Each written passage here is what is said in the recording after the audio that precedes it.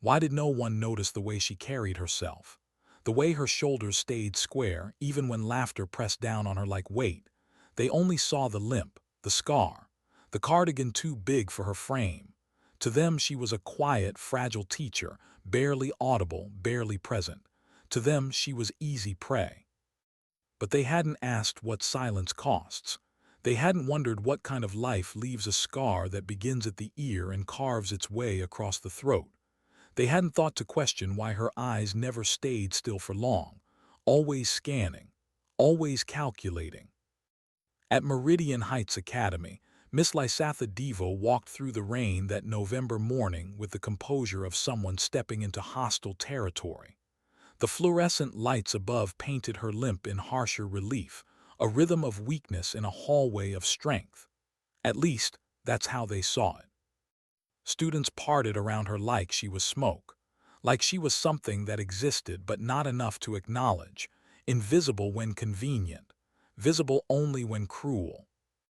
In room 217, the noise was already boiling.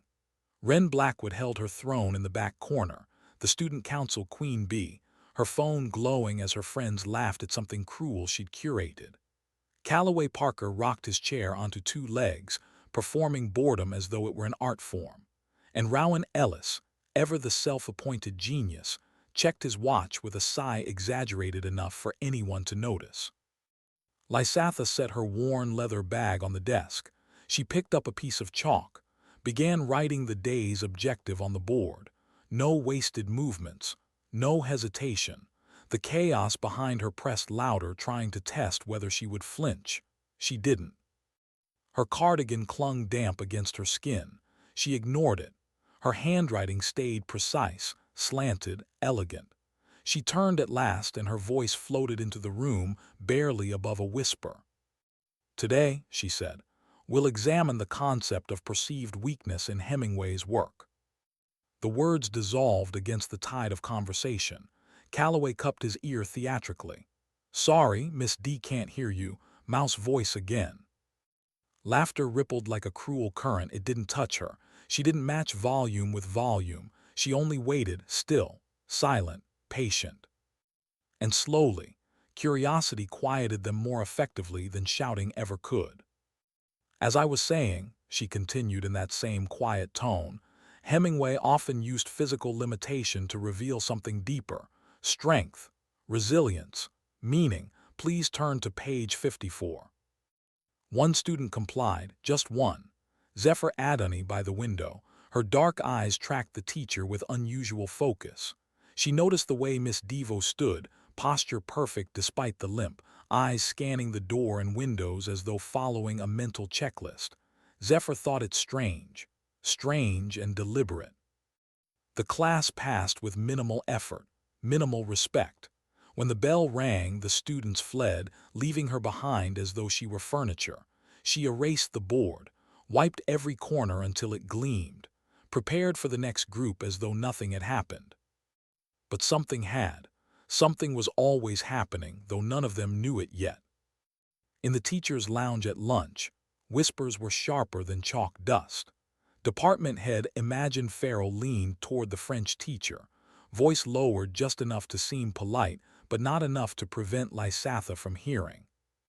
"I've never seen anyone less suited for teenagers," she said. "Those employment gaps, suspicious if you ask me. Principal Wland must have been desperate." The words struck like knives meant to cut unseen. Lysatha didn't react.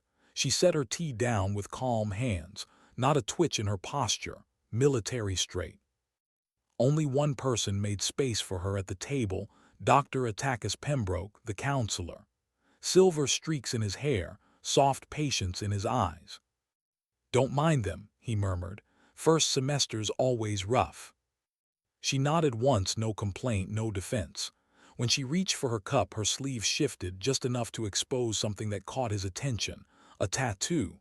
Not art, not decorative. Numbers, coordinates perhaps, clean, exact. The kind of mark someone carried not for style but for memory. Pembroke noticed. He said nothing. He filed it away. "How are you settling in?" he asked gently. Her reply was quiet, almost too quiet. Fine, people rarely get to know me, doctor, better that way. Before he could press further, Vice Principal Danvers strode in, clapping his hands. Security drill tomorrow. Lockdown at 10:15. Miss Devo, you're new, review the handbook. She nodded, just nodded, but her eyes flickered with something else. Not confusion, not concern, calculation. A flash gone as quickly as it appeared. Pembroke noticed that too. He wondered if he imagined it. Later, during silent reading in sixth period, Zephyr watched as Miss Devo's eyes swept the room again. Windows, door, back to the students. Repeated. Too consistent to be random. She looked like someone measuring a battlefield. When their eyes met, Zephyr flushed and looked down. She couldn't explain why her teacher unsettled her, not with fear but with mystery. A week passed. The cruelty escalated. Someone launched a social media page. Whisper teacher, mocking her limp, her scar, her voice. Photos doctored, captions cruel. By third period, everyone had seen it. Callaway used the opening. Loud, performative. Don't you think the old man in the sea is pathetic? Like people who act mysterious when they're really nobodies. His friend snickered. He mocked her soft tone, drawing laughter louder than her words. Lysatha continued with composure. Too composed, almost unsettling in her refusal to break. Later that day, in Vice Principal Danvers' office, she sat across from him as he scrolled through the cruel page. I don't condone this behavior, he said, leaning back. But this is typical. Teenagers test boundaries. Maybe if you projected more authority. Her voice was steady. I'm not concerned for myself, Mr. Danvers. I'm concerned about the culture this creates for others. Well, he said, dismissive. Teenagers respect strength. Speak up. Show them who's in charge. She regarded him with a look not offended, not hurt. Something else. Something close to amusement. I appreciate your concern, she said softly. He shifted in his chair, uncomfortable. In the hallway, Wren and her friends lingered, phones in hand, silent as she passed, their smirks sharper than words. Her shoulders tightened almost imperceptibly. That evening, Zephyr accidentally overheard her on the phone. Not the whisper voice, not the meek cadence. This was different, clipped, commanding, military. Confirmed negative on Sector 4. Timeline unchanged. Maintain position unless directed otherwise. The words froze Zephyr in place. She shifted her weight. The floor creaked. Instant silence. When Miss Devo noticed her, the voice shifted back to whisper. Did you need something? No, Zephyr stammered. Just forgot my notebook. Zephyr left with her mind racing. That wasn't a teacher's voice. That was something else entirely. The next day, a black SUV appeared near the faculty lot. No insignia, no explanation. Whispers of Wren's new plan spread quickly. Tomorrow, the entire class would pretend they couldn't hear Miss Devo, force her to raise her voice, or admit defeat, a game of humiliation. Perfect, Wren smiled. She'll either shout or she'll break. Callaway smirked. $10 says she cries. Zephyr stared at her lunch, uneasy. Don't you think it's cruel? She hasn't done anything to us. Being boring is enough, Wren said flatly. This school has standards. Dr. Pembroke, overhearing, felt the chill of it. His gaze drifted to the end of the teacher's table where Lysatha sat alone, reading. Not lonely, deliberate, as though she preferred distance. That night, as darkness cloaked the parking lot, she was the last teacher to leave. Her phone buzzed. She read the text, scanned the perimeter with eyes sharp enough to cut shadows, then drove away. Tomorrow, everything would shift tomorrow. And none of them knew it yet. What does silence do to a room when everyone agrees to make it cruel? That morning, the trap was set. Wren's idea, Callaway's bet. Dozens of students ready to play along. Pretend they couldn't hear. Pretend Miss Devo didn't exist. Force her to break. Fifth period, AP Literature.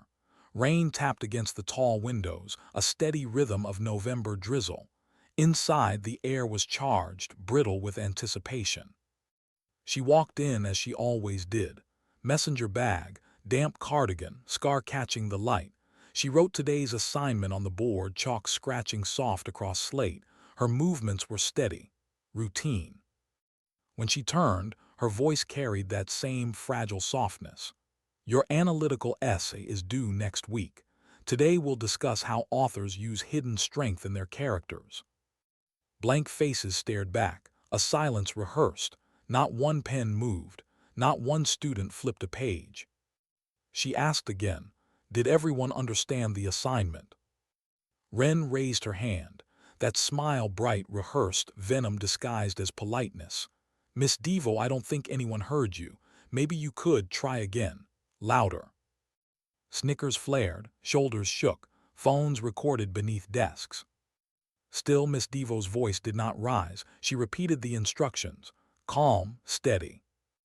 Wren stood, tossing her perfect hair. Let me help. Since Miss Devo can't make herself heard, she turned to the class, performing. She wants us to write some boring essay about symbolism or whatever. The room cracked open with laughter. Callaway slapped his desk, eyes gleaming with cruelty. Symbolism, he sneered. Then he leaned forward, his voice slicing sharper. Hey, Miss D, did whatever accident messed up your face also take your voice? Is that why you never teach us anything worth listening to? The words landed like shrapnel. Laughter evaporated. Even Wren's smirk faltered. The cruelty had gone too far. The silence that followed wasn't rehearsed. It was raw. At the doorway, Dr. Pembroke paused. He'd come to intervene, to stop what was becoming unbearable. He took a step forward. And then it happened. The intercom above their heads crackled alive, static at first, then a voice, deep, authoritative, unmistakable. Nightshade Protocol 7, immediate extraction. The words weren't for them, they were for her. And everything changed. Lysatha Devo's posture shifted instantly. Her stance widened, balanced. Shoulders squared, chin raised. The softness in her eyes hardened into steel. She moved to her desk with precise, fluid steps, pulling something from a hidden compartment no one had ever noticed before. A small black device, compact, military-grade. The classroom door swung open. Two uniformed officers entered, boots striking the tile in unison. They stopped at attention, saluted. The ranking officer stepped forward, Commander Elias Thorne. His chest bore medals gleaming under fluorescent light. His salute was crisp, reverent. Colonel Devo, he said. His voice filled the room with respect. Your presence is required immediately. A sealed envelope was placed in her hand. She broke the seal, scanned the contents, and nodded once. The class sat frozen. Wren slid back into her chair, pale. Callaway stumbled, knocking his desk to the ground. Phones slipped from hands, forgotten. Commander Thorne turned his gaze to the stunned students. For those unaware, Colonel Lysatha Devo commanded Special Tactics Unit 7 during the Meridian Crisis. Her leadership saved 43 hostages and 12 operatives while preventing an international incident. Her presence here has been part of an ongoing security operation. Silence heavy, unbreathable. Miss Devo, Colonel Devo, slid the folder into her bag. She looked up at Callaway, her voice no longer whispering but resonant, commanding, a voice that had once cut through gunfire. That accident you mocked, she said, eyes locked on him, was a fragmentation grenade. I covered it to shield 6 civilians. And I choose to speak softly because, after years of shouting orders through chaos, I learned that volume doesn't create power. Value does. People listen not because you yell, but because they believe your words matter. Her voice carried across every corner of the room. It filled their lungs like cold air. She left with the officers, the click of her boots echoing in stunned silence. Dr. Pembroke stayed frozen in the doorway. His heart pounded. He had suspected something, but not this. Never this. Moments later, Principal Wland entered, her face grave. She looked at the scattered students. Miss Devo has been called away for national security, she said. Class is dismissed. Go quietly to the library. Still no one moved. Then finally a voice, Zephyr. Is it true, she asked, her tone trembling. Was she really a colonel? Principal Wland's expression softened slightly. I can't share details, but I can confirm her placement here involved more than teaching literature. The students filed out, whispers ricocheting off the walls. Did you see how she changed? She wasn't the same person. They saluted her. Callaway walked with his head down, his usual arrogance cracked open, replaced with pale shock. Wren followed, her confidence dissolved. Her face revealed something no one had seen before, fear. Dr. Pembroke followed Principal Wland to her office, his voice low, urgent. Why weren't we told? Why wasn't faculty informed? She closed the door behind them, removed her glasses, pinched the bridge of her nose. It was classified, Attackus, strictly need to know. Only the board chair and I were briefed. 6 months ago, intelligence identified Meridian Heights as a potential target. Too many children here with parents in high government positions. Instead of posting obvious guards, we embedded a covert protector. Colonel Devo volunteered. Her teaching was her cover. Pembroke sat heavily, shock breaking into awe. So all this time, while students mocked her, while teachers whispered, she was protecting them. Yes, Wland said quietly, and judging by today, she may have just intercepted something real. Outside, students clustered in groups, phones in hand, searching. Already the whispers became theories. Zephyr scrolled through articles, her heart racing. She found fragments about the Meridian crisis, classified hostage rescue, international tensions diffused at the brink. One photo surfaced, a commander receiving a medal, the face obscured, but the eyes visible. Zephyr recognized them instantly, the same eyes that had scanned their classroom. The school had never been this silent, a building of 1,000 voices, hushed, heavy. By the end of the day, every hallway carried one truth in whispers. The woman they mocked wasn't weak. She was more than strong. She was a soldier. A colonel. And she had been watching over them all along. The next morning, an all-school assembly was called. The auditorium swelled with restless energy, but when Principal Wland stepped up to the podium, the room stilled. As many of you now know, Miss Devo's identity was classified. She was placed here under a protective detail after credible threats emerged. While I cannot share specifics, I will say this. Her presence likely prevented an incident none of us would want to imagine. Whispers rippled. In the back row, Zephyr sat with her laptop, zooming in on more grainy images of Unit 7. Every photo redacted, every detail erased, except the eyes, always the eyes, she knew them. Principal Wland's voice steadied. Mr. Holloway will be taking over literature classes for the time being. School continues as scheduled.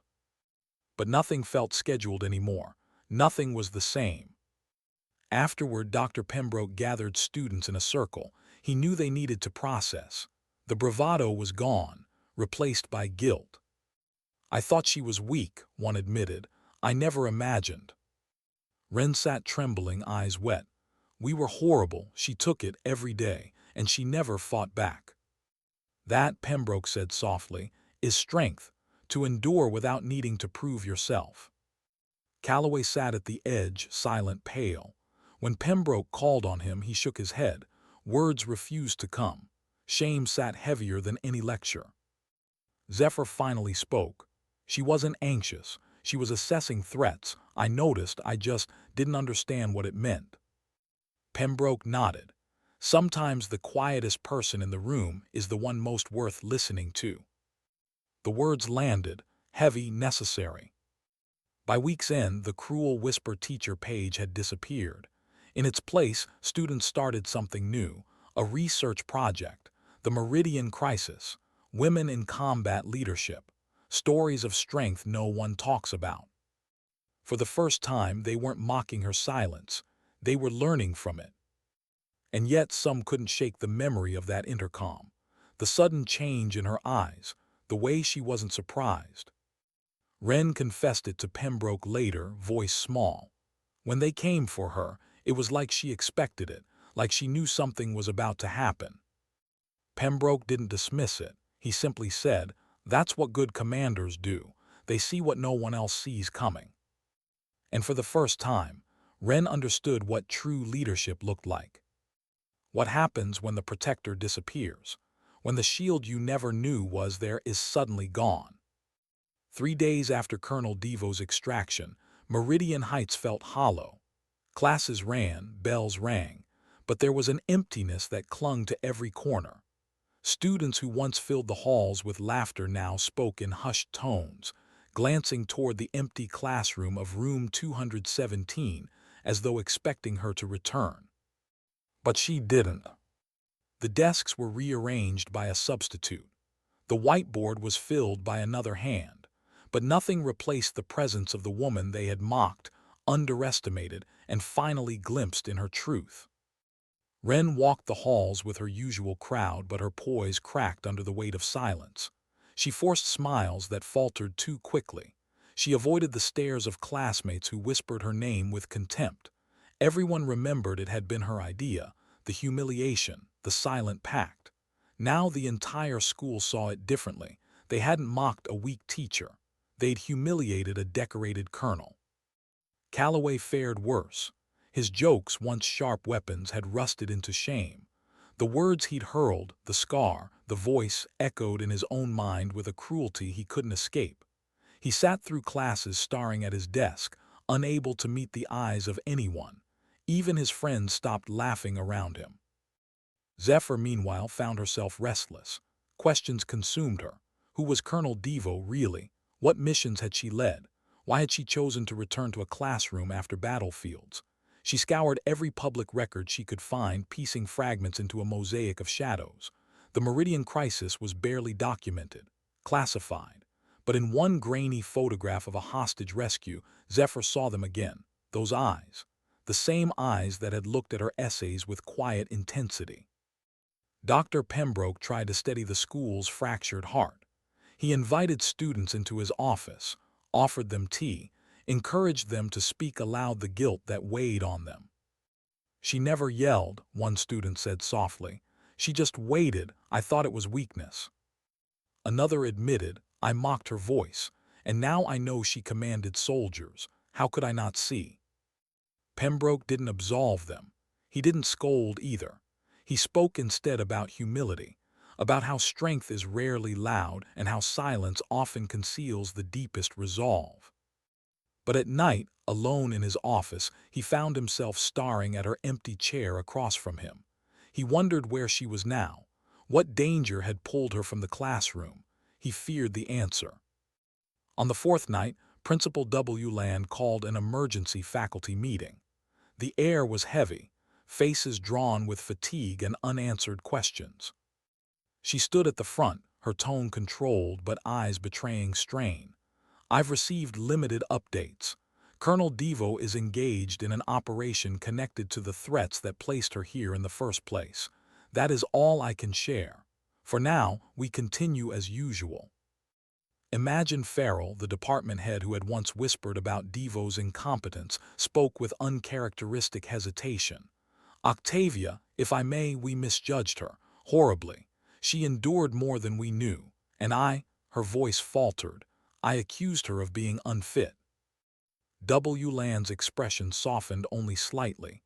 "Many of us misjudged, myself included.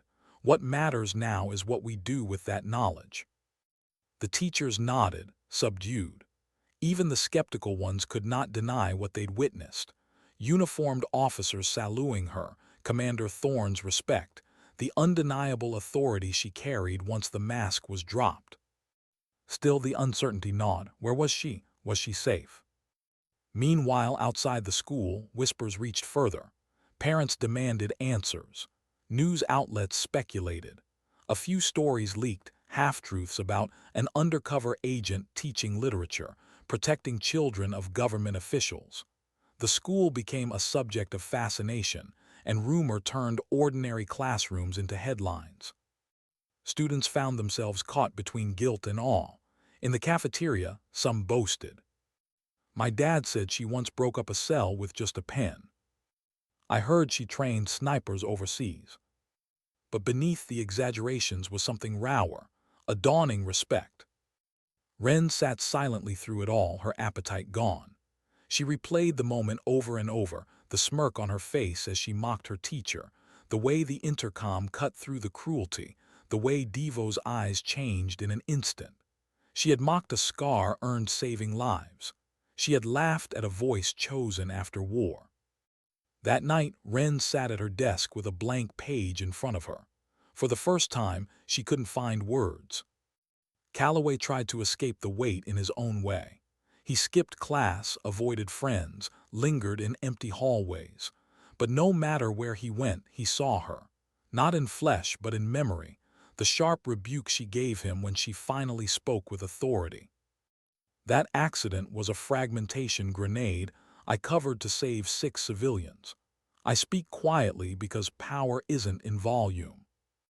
The words haunted him. He had mocked survival, he had mocked courage, he had mocked sacrifice. When Dr. Pembroke called him in, Callaway resisted at first, sat with his arms crossed, gaze averted, but the silence stretched. The counselor didn't fill it, didn't rush him. Finally, Callaway cracked. I told her she never taught us anything, he whispered. I told her her voice was useless, and she was, his voice broke. She was protecting us the whole time. Pembroke didn't comfort him with easy answers. He spoke instead of choice. You can't change what you said, but you can decide what you'll do now. Shame is heavy, Callaway. The only way to lighten it is to let it guide you toward better choices. The boy nodded barely, but the weight remained. 1 week later, whispers surged again. A rumor spread through text chains. Colonel Devo had been injured. The operation had been brutal. Details were scarce, but the story carried an undeniable truth. She was alive, but not unscathed. For the students, it hit harder than expected. Injury meant vulnerability. It made her human, not untouchable. And in that humanity, they saw the price she had been willing to pay for them. Wren broke down in Dr. Pembroke's office. Tears spilled where once there had been sharpness. She let us mock her. She took it. And all the while she was protecting us. Why didn't she fight back? Why didn't she stop us? Pembroke answered softly. Because sometimes strength isn't about defending your pride. It's about protecting others even when it costs you. Wren shook her head, but we didn't deserve it. No, Pembroke said, but protection isn't about deserving. It's about responsibility. She understood that. Wren left his office carrying that truth like a wound of her own. At night, Zephyr dreamed of the phone call she overheard, the clipped, commanding voice. The words she hadn't understood then, confirmed negative on Sector 4.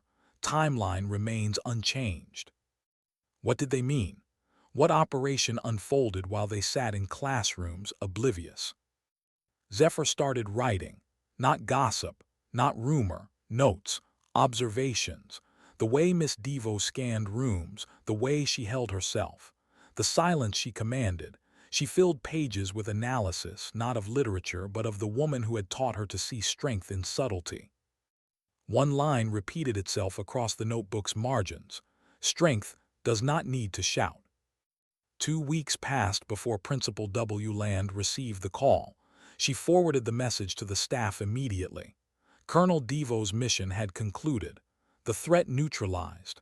She would recover, and unexpectedly, she would return. The news spread like fire. Students texted, posted, speculated. Some eagerly awaited her return, drawn now by fascination. Others dreaded it, ashamed to face the woman they had torn apart. Wren stayed up late drafting an apology letter, rewriting it again and again, never satisfied. Callaway considered skipping school entirely the day she returned. Zephyr began organizing quietly, gathering classmates to prepare her classroom. By Monday morning, the transformation was visible. The crude graffiti on the whiteboard was replaced with a quote from Hemingway, "Courage is grace under pressure." Posters once mocking her were torn down, replaced by collages of literature. Desks were straightened, walls cleaned. It wasn't redemption, not yet, but it was something, a first step. That morning, whispers filled the halls again. "She's back. She's walking with a cane. She has a new scar." And then the door opened. Miss Devo entered, cane in hand, posture straight, eyes sharp. The room fell silent, not because they had planned it, not because they wanted to humiliate, but because this time silence was respect. She placed her bag on the desk, surveyed the faces, their shame, their hope, their unease. Then she spoke, quietly, but her voice carried everywhere. "Good morning." And just like that, the second chapter of her presence at Meridian Heights began. Why did the room feel so heavy when she walked in? Why did every chair seem smaller, every desk suddenly fragile under the quiet weight of her presence? Miss Lysatha Devo, Colonel Devo, stood at the front of room 217 once more. The same classroom where laughter had been weaponized against her, where cruelty had once been a daily ritual. Now, silence reigned. Not silence of malice, but silence of reckoning. Her cane tapped lightly against the floor as she reached the desk.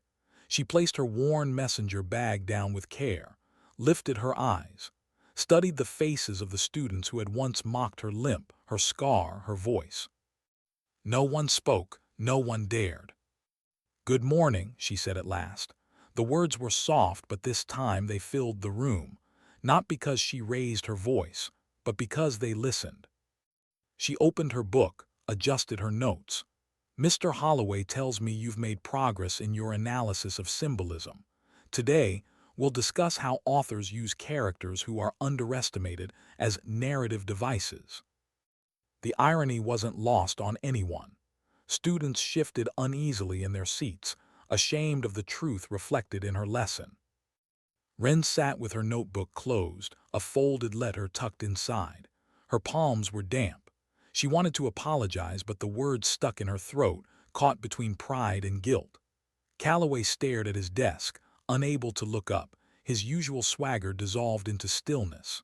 Zephyr leaned forward, eyes sharp with quiet admiration, the only one who looked at her teacher without flinching. The lesson unfolded without disruption. Students who had once ignored her now scrambled to answer, desperate to prove they were listening, desperate to rebuild what they had shattered. Wren raised her hand first, her voice careful, almost reverent. "I think the author shows that hidden strength can be more powerful than the obvious kind," she said. Miss Devo regarded her for a moment, then nodded. "An insightful observation, Wren, thank you." The class exhaled in collective relief. It was a small moment, but it was the beginning of something different.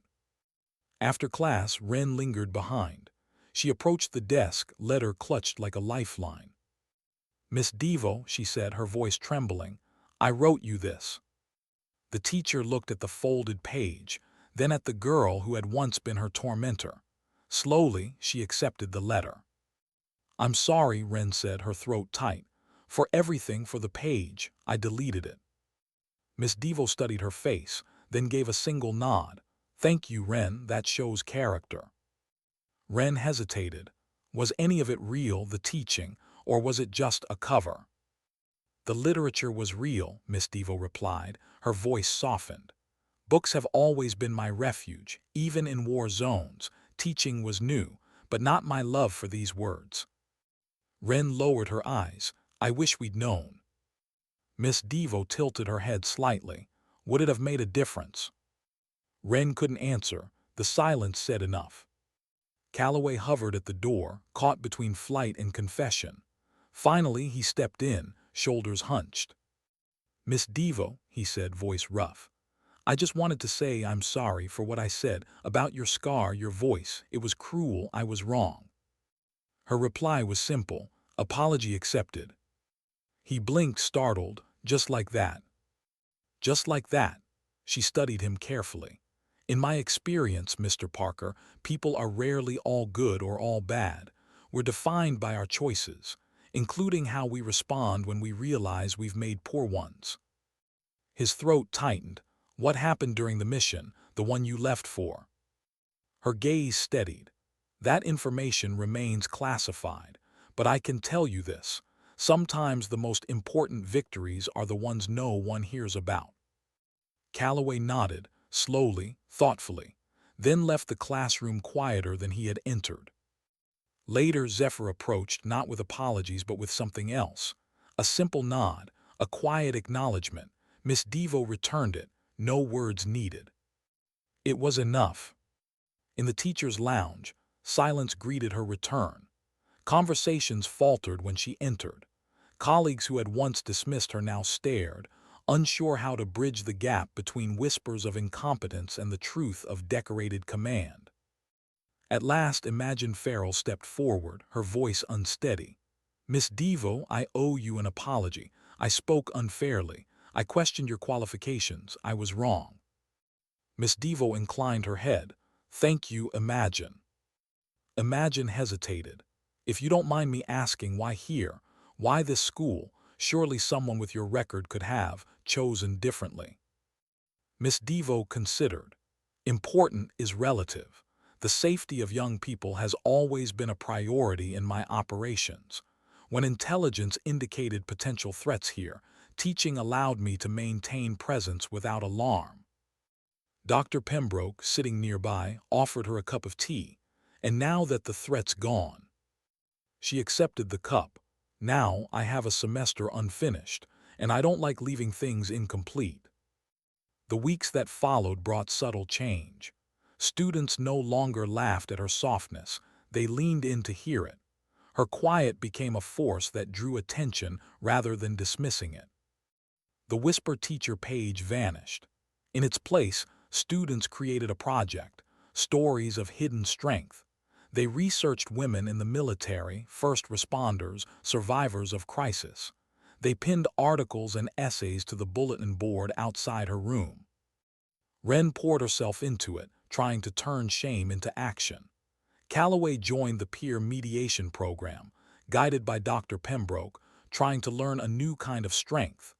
Zephyr continued writing, notebook filling with observations and reflections inspired by her teacher's lessons. Room 217 transformed. The once hostile classroom became something else, not sanctuary, not yet, but a space of second chances. One afternoon, Principal Wland called Miss Devo into her office. Commander Thorne was waiting, his uniform sharp, his posture formal. "Colonel," he greeted, less rigid than before but still respectful. "Commander," she returned evenly, "I trust everything is resolved." "It is," he confirmed. "The cell dismantled, all members in custody. Your intelligence was impeccable." Wland gestured for her to sit. "We've received official notification. Your secondment to civilian status is permanent. Your pension remains intact, but you're no longer subject to recall. The choice is yours, stay or leave." Her eyes didn't waver. "And my team?" "Reassigned as they wished. Sergeant Rivera sends particular thanks, promoted to lead preventative intelligence." A faint smile touched her lips. "He'll excel there." After Thorne left, Principal Wland studied her carefully. "When we arranged your placement, I worried about conflicts, about a soldier undercover in a school. But I misjudged you, as badly as the students did. Your priority was always their safety, even when they treated you abominably." Miss Devo's expression remained neutral, but her hand tightened around her cane. "Children test boundaries. It's part of their development, though I'll admit, some of those tests struck deeper than others." She gestured faintly to her scar, then to the cane. "This one was earned only 2 nights before my extraction." Wland's eyes widened. "You were conducting operations while teaching." "Education was my cover, not my distraction. Both received my full attention during their hours." And with that, she stood, leaving the principal with more respect than questions. That evening, as she walked the empty hallway, Zephyr waited, notebook in hand. "You knew," Miss Devo said softly. "Before the announcement, you suspected." Zephyr nodded. "Not specifics, just the way you watched rooms, checked exits. My aunt's military, she does the same." "Observant," Miss Devo said. "That's valuable." "Is that why you became a soldier?" Zephyr asked. "Because you noticed what others did?" Miss Devo considered.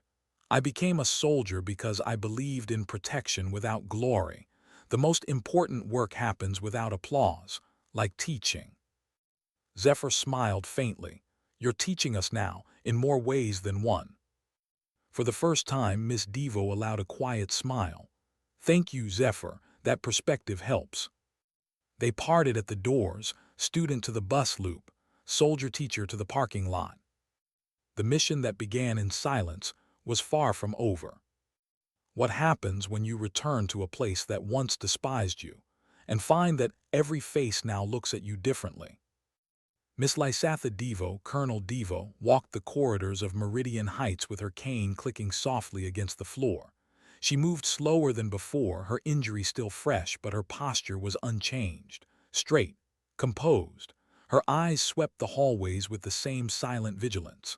Students stepped aside, not with mockery but with respect. Whispers followed her, not laughter but awe. Yet for her the shift was not comfort, it was another kind of weight. In room 217 she began class as always, wrote objectives on the board in her precise hand, set her book neatly on the desk, but the energy was no longer hostile, it was expectant. Students leaned forward, waiting to hear her voice. When she spoke, she did not raise her volume. She didn't need to. "Today," she said softly, "we'll discuss how authors portray characters torn between two identities, soldiers and civilians, masks and truths, lives lived in silence." Her words cut deeper than the literature itself. Students exchanged glances. They knew she wasn't only teaching Hemingway or O'Brien, she was teaching herself. Wren's hand rose quickly, too quickly. "It's like when a character wears a disguise but the disguise becomes part of them. They can't just remove it." Miss Devo regarded her with eyes that lingered longer than before. "Yes," she said at last, "sometimes masks become second skins." Callaway shifted uneasily in his chair. He scribbled notes furiously, but his jaw was tight, his shoulders hunched. Every question about identity echoed louder in his conscience. Zephyr, as always, sat with quiet focus. She filled her notebook with observations, not only of the text but of her teacher's every nuance. After class, Wren lingered again, this time without a letter, without rehearsed words, just raw unease. "Miss Devo," she asked carefully, "are you staying for the rest of the year?" "I've renewed my contract," Devo replied. "Yes." Wren nodded, relief flickering across her face, but then came hesitation. "Do you forgive us for how we treated you?"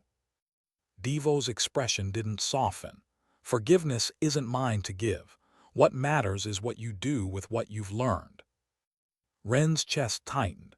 She wanted forgiveness, wanted absolution, but instead she was given responsibility. A harder gift, a truer one. Callaway stayed after the following day. He couldn't hold the words inside any longer. "I can't stop thinking about it," he admitted, voice low. "What I said, what I did, I keep seeing your face when you answered me. You weren't angry, you weren't even surprised, just tired, like you'd heard it before." Miss Devo studied him. "I have. Cruelty wears many voices, none of them are new." He swallowed hard. "Does it ever stop the weight?" Her eyes were steady. "No, but it changes shape. If you let it, it becomes fuel for something better." Callaway nodded, but the guilt didn't vanish. It stayed, reshaped into something new, a challenge. In the teacher's lounge, the shift was equally visible.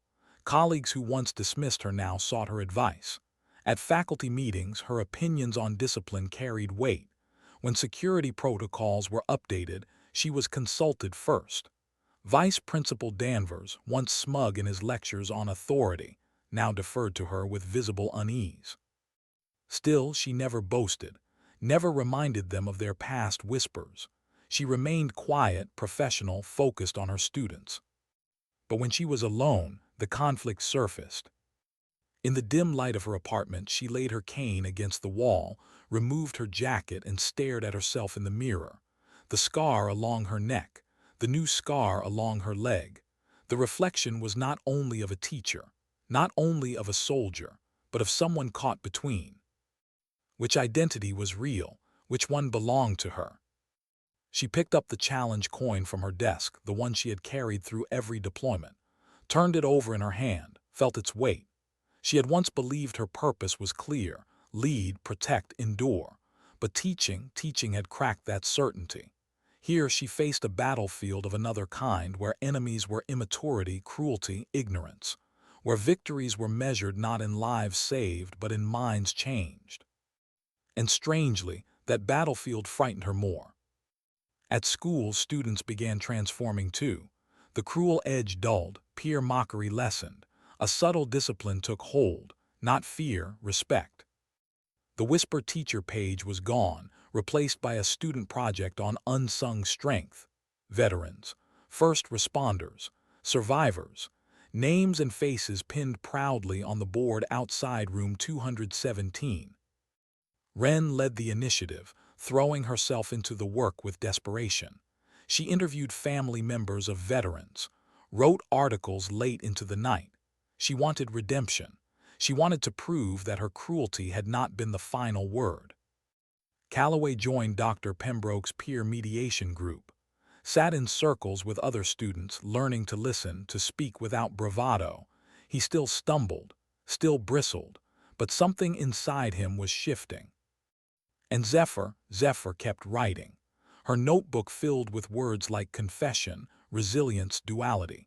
She saw her teacher not only as a soldier but as a mirror of the literature they studied, a living paradox. One day, during discussion, Miss Devo asked the class a question that froze them in place. "Why do you think people mistake quiet for weakness?" The silence was heavy, too heavy, until Callaway raised his hand, for the first time without arrogance.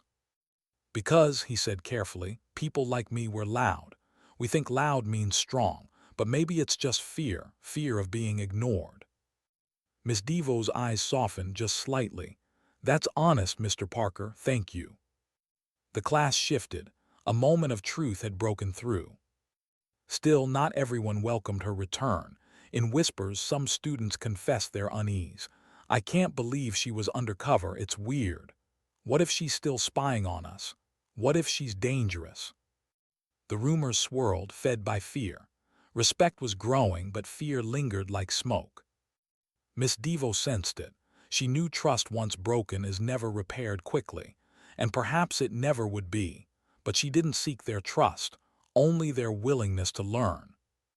After school one evening, she stayed behind to grade essays. The building grew quiet, the light dim. She found herself lingering on Callaway's paper. The title, Redefining Strength in Modern Society. His words were raw, honest. He wrote of cruelty, shame, the illusion of dominance. He wrote of scars, visible and invisible, as reminders not of weakness but of sacrifice. She closed the essay gently, placed it aside.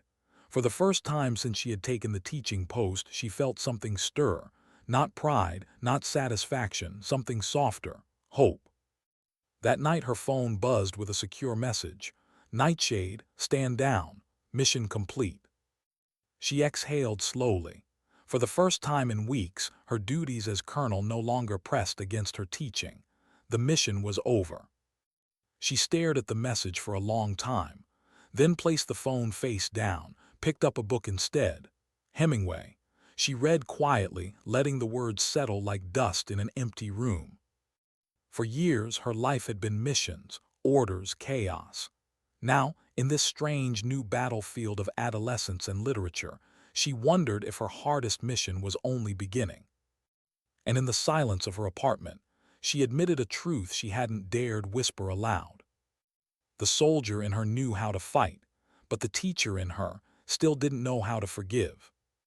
Why do people only learn respect after it's too late? after the damage has been done? That was the question that haunted Meridian Heights as weeks passed with Miss Devo back in room 217. She didn't lecture them about their cruelty. She didn't demand apologies. She didn't raise her voice. She simply taught, quietly, steadily, and that, more than any punishment, cut deeper than guilt ever could. Students leaned forward now, straining to catch every word. Those who had mocked her silence discovered its gravity.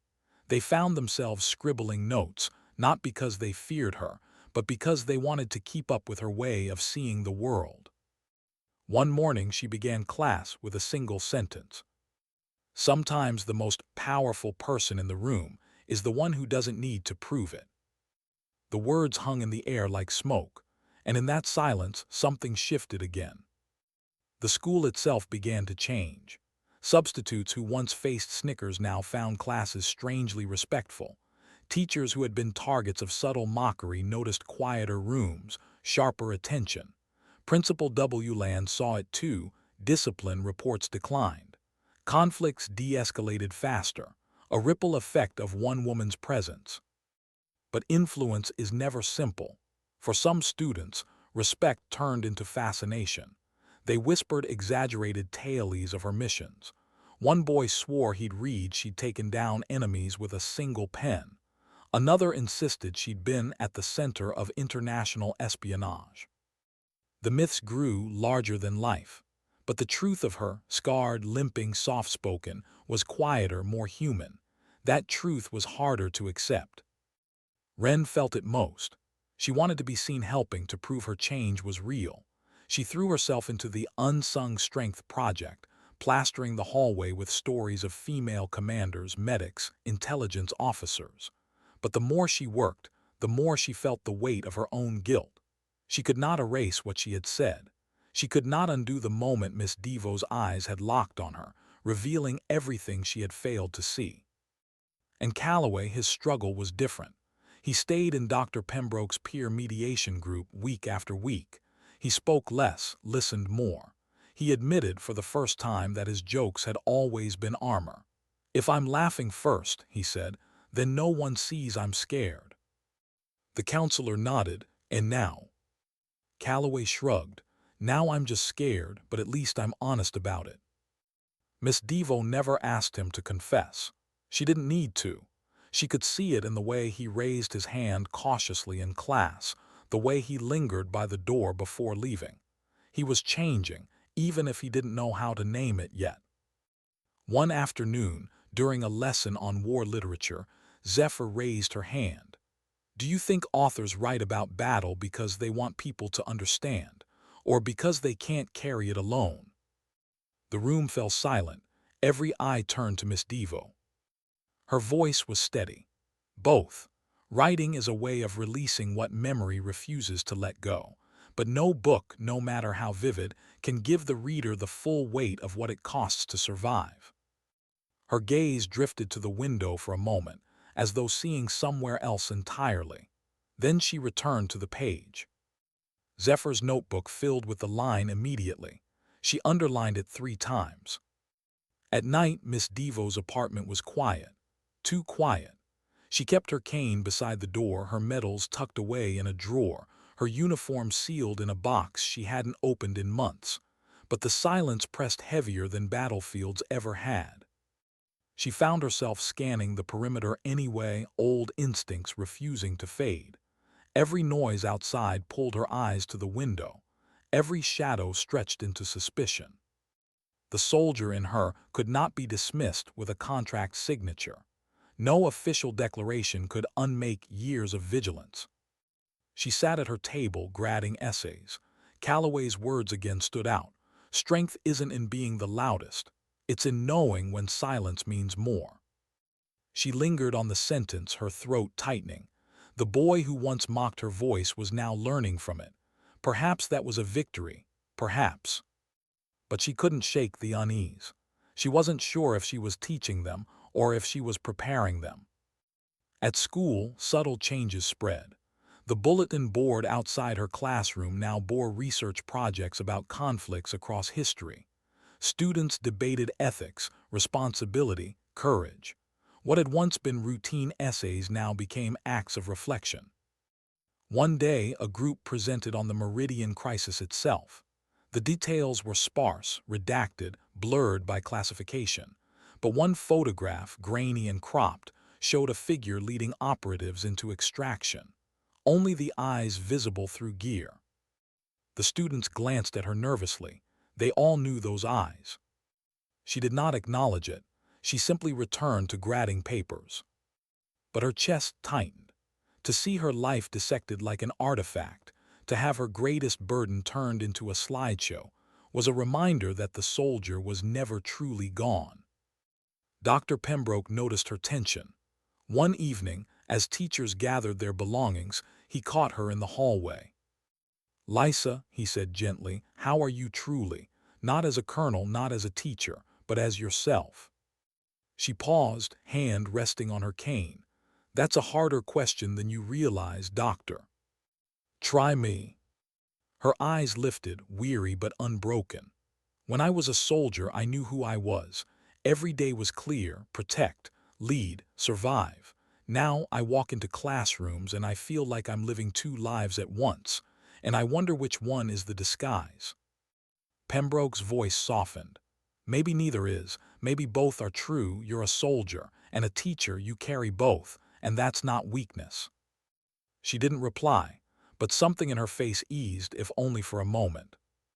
By December, the school was quieter in ways that mattered. Students carried themselves differently. Less bravado, more attentiveness. The cruelty that once thrived in corners and hallways had dulled. Yet still, the rumors of her soldier past lingered. Some students idolized her, turning her into a legend. Others avoided her, uncomfortable with the reality that their teacher had once ordered men into fire. She knew she couldn't control either perception. All she could do was teach, guide, wait. And one day, as the semester neared its end, she found herself looking at her class differently. Not as a mission, not as a threat to contain, but as a group of young lives still learning what strength meant. That realization unsettled her more than battlefields ever had, because it meant she cared. And caring, after years of walls, orders, and armor, was the most dangerous mission of all. What happens when respect begins to feel like fear? When admiration twists into something uneasy? That was the question shadowing Meridian Heights as winter crept in. Colonel Devo, Miss Devo to her students, had become more than a teacher. She was a figure whispered about in hushed tones, half legend, half mystery. Students leaned forward to hear her quiet words, yes, but some also glanced at her scars with unease, wondering what they truly meant. She could sense it, the shift, the way reverence can sour into distance. The soldier in her recognized it immediately, fear disguised as respect, and fear left unchecked grows dangerous. One morning, as she stepped into room 217, she found the desks arranged in a circle instead of rows. A quiet rebellion, or perhaps a gift. The board bore a single quote, written in neat handwriting. "Courage is grace under pressure." Her students sat waiting, every eye was on her. No whispering, no smirks. She set her bag on the desk, looked at the circle and then at the words. "Who wrote that?" she asked softly. Wren lifted her hand. "We did, together." Lysatha nodded once. She didn't smile, but the smallest flicker of something softened in her eyes. "Then let's talk about what it means," she said. The discussion that followed was unlike any they had before. Students spoke not about fictional characters but about themselves, about moments when they felt weak, moments when silence had been survival, moments when shame had weighed heavier than pride. Callaway's voice shook when he admitted, "I used to think power was making everyone laugh. Now I think it's being able to say you're wrong." Wren added quietly, "Or saying you're sorry even if it's too late."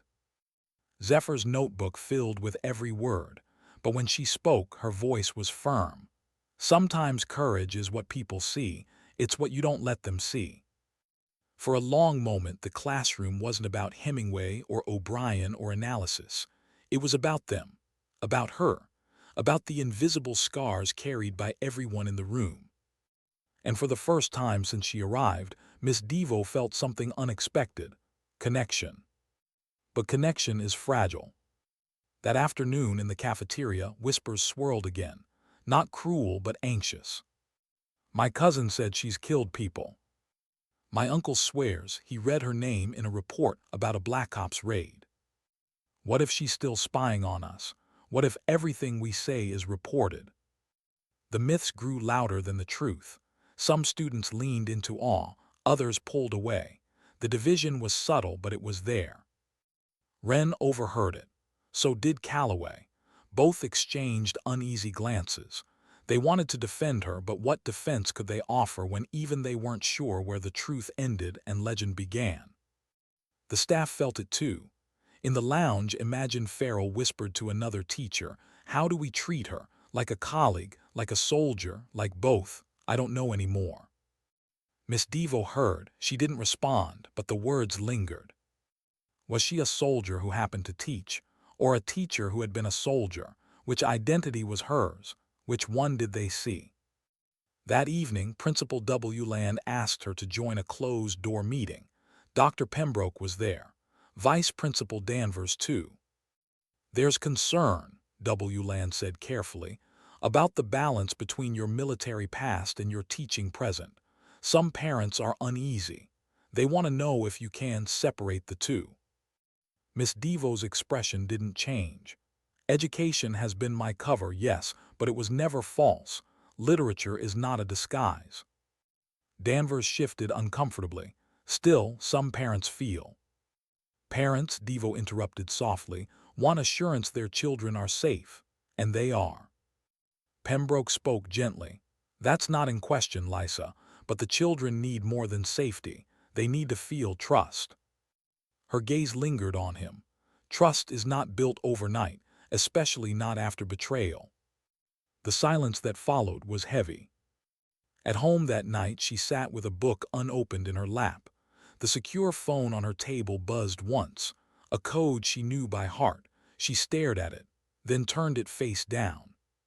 She wanted to answer. The soldier in her wanted to respond, to remain ready.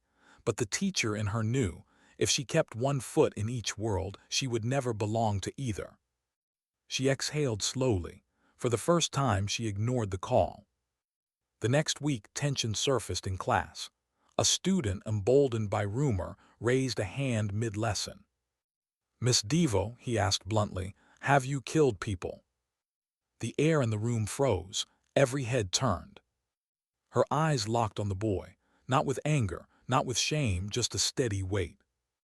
"That question," she said quietly, "is not one you're ready to carry the answer to, and it is not what matters here." "But—" she lifted a hand, silencing him. "What matters is that you understand this. Violence is not strength. Endurance is. Discipline is. Compassion is. If you remember nothing else from me, remember that." The boy lowered his eyes. The class sat stunned, and the silence that followed carried more weight than any shouted reprimand. Zephyr wrote the words immediately. "Violence is not strength. Endurance is." Later, Wren approached her after class, flustered. "They shouldn't have asked you that. It's disrespectful." Miss Devo shook her head. "They're children. They ask because they don't understand." "But you didn't answer." "I answered what they needed, not what they wanted." Wren frowned, then slowly nodded. She realized it was the same with forgiveness. Miss Devo never gave them what they wanted. She gave them what they needed, and that was harder. Still, unease rippled. Parents whispered louder now. A petition circulated. Should someone with classified operations in her past be allowed to teach their children? Principal Wland defended her fiercely. "She has done more to protect your children than you'll ever know." But the doubts remained. The line between protector and teacher blurred too easily for some. Miss Devo felt the scrutiny pressing closer, but she refused to waver. She taught, she read aloud, she assigned essays, she marked papers. And slowly, her students learned a lesson no textbook could teach. That strength can be questioned, doubted, even feared, but true strength doesn't crumble under scrutiny. One Friday afternoon, as the final bell rang, Callaway lingered. He held another essay in his hand.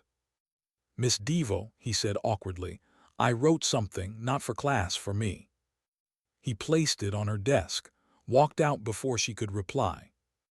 Later she unfolded the pages. The title read, "Silence as Strength." He had written about her, about the way her quiet had endured cruelty, about the lesson she had taught him, that shouting had always been his mask, but silence was hers, and hers was stronger. She read every word, and for the first time in years she felt her throat tighten, not from command, not from discipline, but from something simpler: gratitude. That night, as she locked her classroom door, she paused, looked back. The room had once been a battlefield of humiliation. Now it was something else, a proving ground. Her phone buzzed again with a secure code. She didn't turn it over this time. She simply left it in her pocket. Because for the first time, she wasn't just Colonel Devo. She wasn't just a soldier. She was Miss Devo, teacher. And that identity, fragile as it was worth protecting too. Why do some endings feel more like beginnings? That question lingered in Miss Devo's mind as winter gave way to spring. Room 217 looked different now. The bulletin board outside was no longer bare or cruel. It overflowed with essays, drawings, clippings. Unsung strength, the project Wren had spearheaded, had grown beyond the class. Other students joined in, other teachers contributed. What had begun as an apology had become a legacy. Inside, the classroom carried a quiet hum. Students leaned into their desks, notebooks open, eyes steady. They didn't watch her with mockery anymore. They didn't watch her with fear. They watched her with something more fragile: respect. But respect, she knew, was not enough. Respect could vanish. Respect could be misplaced. What mattered was transformation. She taught, as always, in her quiet voice. Not with stories of battle, not with tales of medals or scars, but with words of writers who had carried their own wars onto paper. Words that had survived when people had not. And the class listened, because now they understood. One afternoon, Wren asked the question that hung in every corner of the room, but had never been spoken aloud. "Miss Devo," she began hesitantly, "why did you come here, to us? With everything you could have done, why this?" The room went still. Callaway stopped tapping his pen. Zephyr froze mid-scribble. Everyone waited. Miss Devo closed her book softly, lifted her eyes. "Because," she said, "every mission I ever led was about protection, about making sure someone else lived to see tomorrow. When I left the field, I thought that part of my life was over. But then I realized protection doesn't end on a battlefield. It begins in places like this, in classrooms, with you." Her voice caught just slightly, though she masked it quickly. Wren's throat tightened. Callaway's chest ached. Zephyr underlined the sentence 3 times. The silence after her words wasn't heavy, it was full. But not everyone wanted her there. The petition against her grew. Parents demanded meetings. What if she snaps? What if she brings danger with her? Principal Wland stood firm. Dr. Pembroke, too. "She has done more for this school than you know," the principal said at one meeting, "and perhaps more than you deserve." Miss Devo herself did not attend. She had faced interrogation rooms, political councils, military tribunals. She did not need to justify herself to people who saw only fragments of her. Instead, she stayed in room 217 reading essays. She read Wren's latest piece, filled with confession and remorse. She read Callaway, brimming with raw honesty. She read Zephyr, sharp and observant, already more a journalist than a student. Each essay was a kind of mission report, each one proof that something had changed. Then came the day of the assembly. The principal had arranged for a presentation on service and sacrifice. Veterans from the community were invited. Students filled the gymnasium, buzzing with restless energy. Miss Devo sat in the back, cane resting against her chair. She hadn't planned to speak. She was content to watch, to let others bear the weight of words. But midway through, a veteran introduced her name, Colonel Lysatha Devo. Heads snapped toward her, whispers rippled, applause rose, hesitant at first, then louder. She stood reluctantly, supported by her cane, and walked forward. The microphone felt heavier than it should have. She hadn't spoken publicly of her service in years.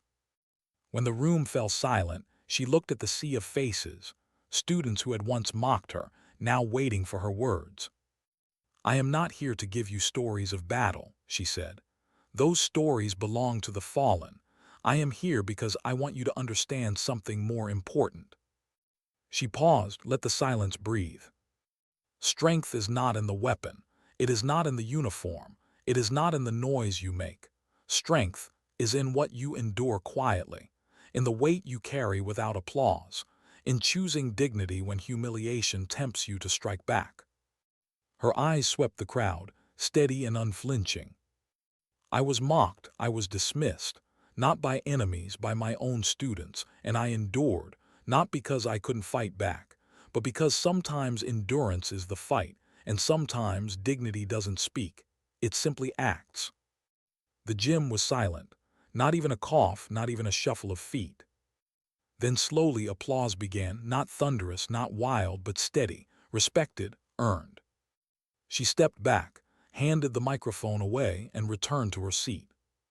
Afterward, Callaway found her in the hallway. His face was pale, his eyes unsteady. "You didn't have to say that," he whispered. "Not about us." "I did," she replied softly, "because it was the truth, and truth matters more than comfort." His jaw tightened, then he nodded. "You changed me. I just wanted you to know that. I don't make jokes like that anymore. Not at people, not at weakness, because it's not weakness." Her gaze softened. "That change is yours, Callaway, not mine. Don't forget that." He blinked quickly, swallowing against the weight of her words. Wren approached later, tears threatening. "I don't know how to make it right. I can't erase what I did." "You can't," Miss Devo said gently. "None of us can erase. We can only choose what we build after." Wren nodded, trembling. And for the first time she believed that maybe her apology didn't have to erase, it could create. Zephyr lingered longest. She held her notebook against her chest. "You said strength is in what we endure quietly," she murmured. "Do you ever wish someone had endured for you, so you didn't have to?"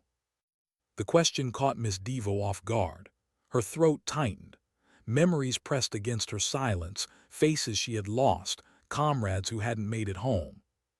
"Yes," she admitted softly, "every day." Zephyr wrote the line down, then closed her notebook. That evening, Miss Devo locked her classroom. She walked the hallway slowly, cane tapping against tile. Outside, the air was cool, the sky bruised with twilight. Her phone buzzed in her pocket, the secure line again. She looked at it, listened to the vibration hum against her hand. Then she pressed the button, powered it off. She chose silence. Not the silence of humiliation, not the silence of secrecy, but the silence of a decision made.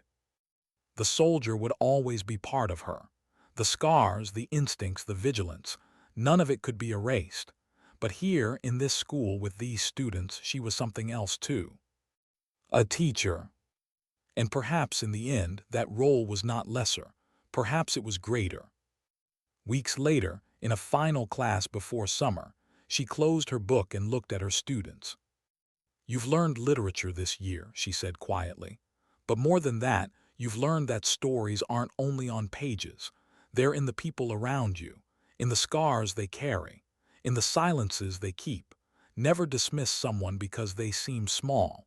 You never know what battles they've already fought to stand before you." The bell rang, desk scraped, students filed out.